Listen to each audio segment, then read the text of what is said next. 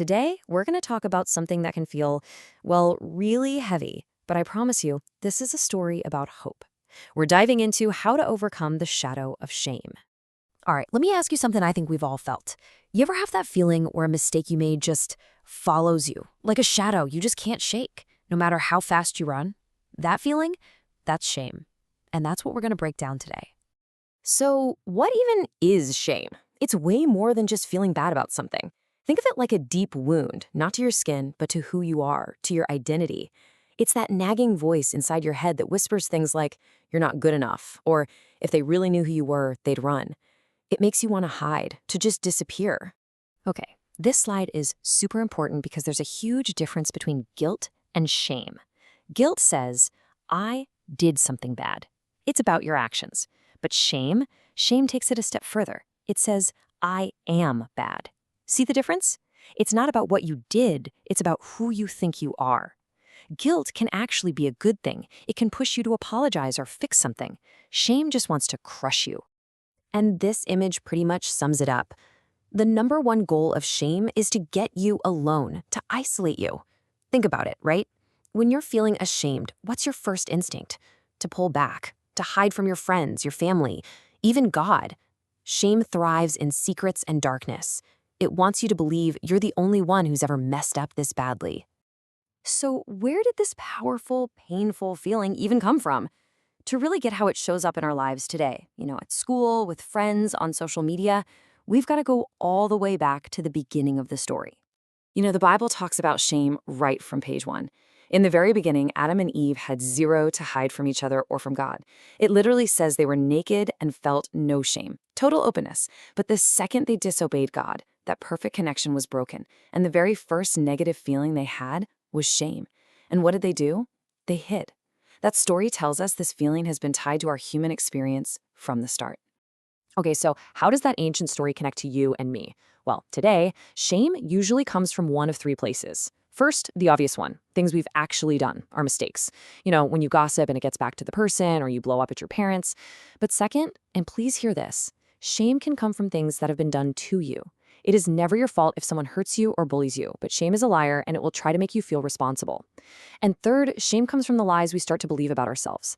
Lies from social media, from our culture, or even from friends, telling us we're not smart enough, attractive enough, or just enough. But here's where the whole story flips. The good news isn't just that God can forgive our mistakes. It's that Jesus came to heal our shame. And the way he deals with it is the exact opposite of how the world does. Instead of pointing and judging, Jesus walks straight toward the people drowning in it. Just look at this story from the Bible. There's a woman who gets caught in her worst moment. And they don't just find out. They drag her into the middle of a crowd, publicly. Your biggest mistake, your deepest secret, broadcast for everyone to see and judge. Can you even imagine the crushing weight of that shame? So everyone is standing there, ready to condemn her. And what does Jesus do? He stands between her and her accusers. He protects her. And after everyone else leaves, he looks at her and says this. He doesn't say what she did was okay, but he absolutely refuses to condemn her for it. He refuses to let her worst moment be the end of her story. He offers her dignity and a fresh start. And this wasn't some one-time thing. This was Jesus' specialty. Think about his best friend Peter, who was so ashamed after denying he even knew Jesus. Or Zacchaeus, a guy everyone hated for being a cheat. Or the woman at the well, a total outcast in her town. Over and over again, Jesus seeks out the people buried in shame and tells them, you still have value. You are seen. You are loved. Okay, so Jesus offers freedom from shame. That's awesome news.